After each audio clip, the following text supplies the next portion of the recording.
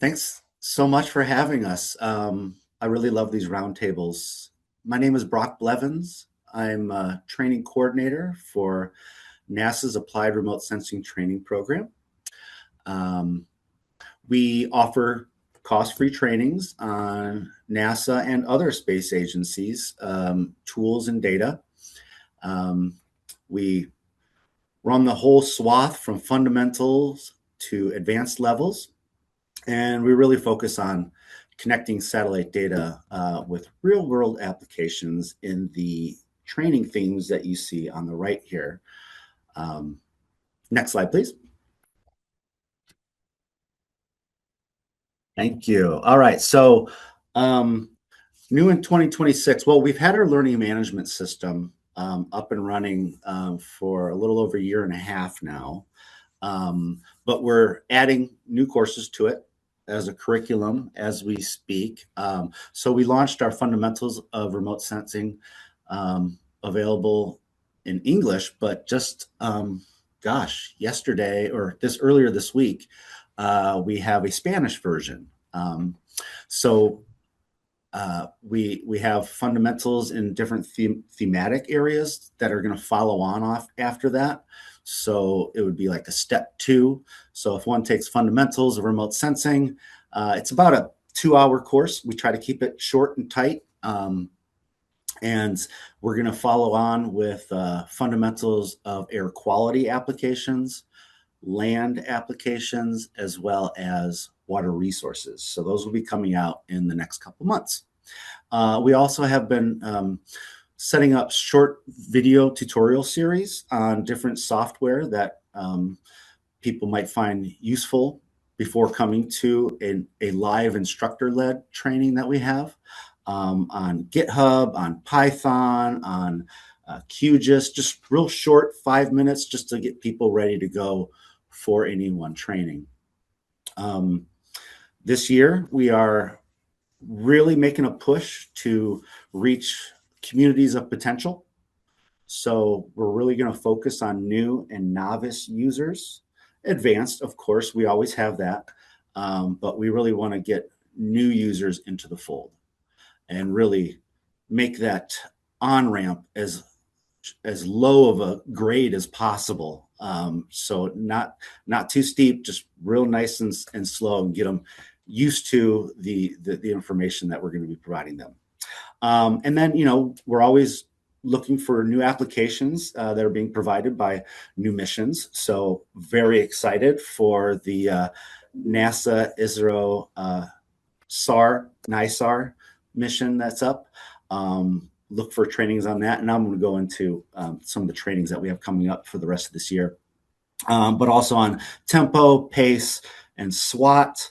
These are new missions that are providing wonderful data, and we have researchers and applied scientists that are putting together great tools to use this data. Next slide, please.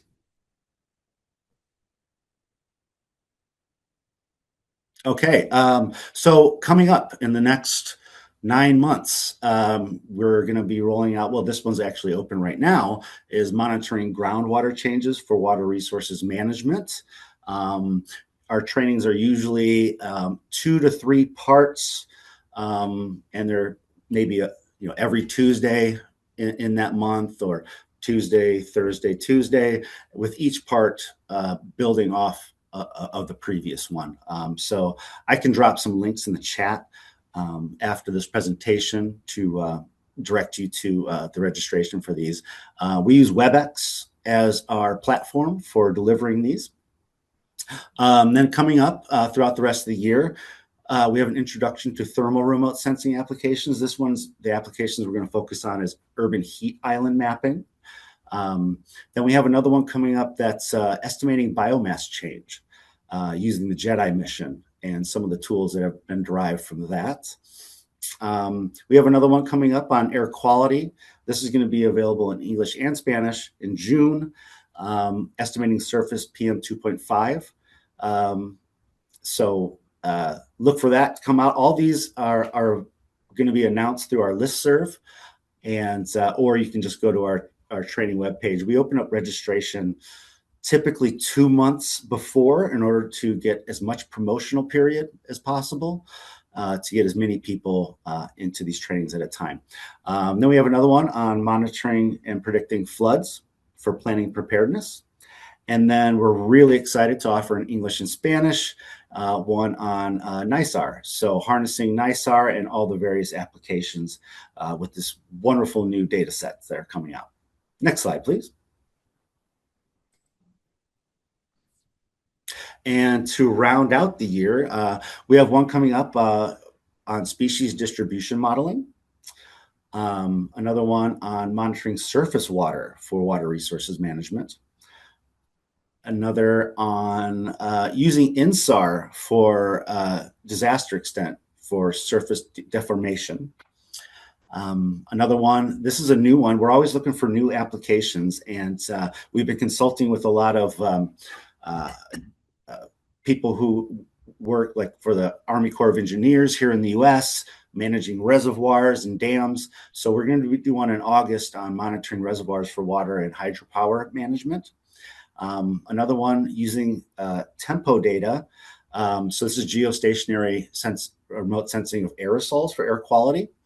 And then another one on forest structure for biodiversity assessments. Next slide, please. And so we've already gone into our fiscal year trainings, and I just want to kind of highlight a couple that we've already done. So we did one on geostationary remote sensing of trace gases for air quality, and all these can be found on our training webpage. Any training that we have, we stand up that website.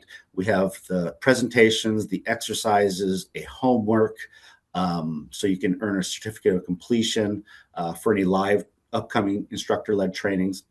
The videos are all right there, so anybody can self-pace through these at their own leisure. We had one on using FIRMS, which is used for observing active fire, smoke, and post-fire monitoring. That was available in English and Spanish. We had one on land cover land use change. And the next two are really focused on what we're trying to do with the novice users. So there is a thing called the Commodity Classic here in the US, and it's the largest convention of farmers, producers, anybody involved in the agriculture business. So we had a learning session at this, and we've had an exhibition booth there for about the last few years. And this is really trying to get to the users, farmers, producers. So this was how NASA monitors agricultural systems for decision making, and we really hope that going to these conferences, these meetings of the end users that are maybe not aware that NASA produces, evapotranspiration data sets, vegetation health monitoring, anything that can be used for irrigation. So we're really trying to meet the users where they are. And this is one way that we've been doing this. And another one, which was very new to us, and this was an in-person one, we're really trying to support the private sector, for-profits. So we had an in-person training in New York City on supporting the insurance and finance sectors. They were very interested in disasters and risk management. So that was another one where we're really trying to meet the users where they are. Next slide, please. Oh, I guess that was my last one. I apologize. So yeah, that's what we have coming up in the next couple of years, things that we're focusing on.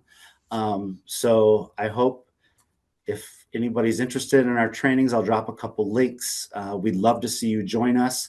And if you see topics that I laid out here that are of interest to you or things that you're working on, we're always looking for other capacity building programs associated in other countries to work with us, to partner with us. So please, I'll drop my contact information in there, and we'd love to talk with you and join forces and produce a training for audiences out there globally. Thank you very much.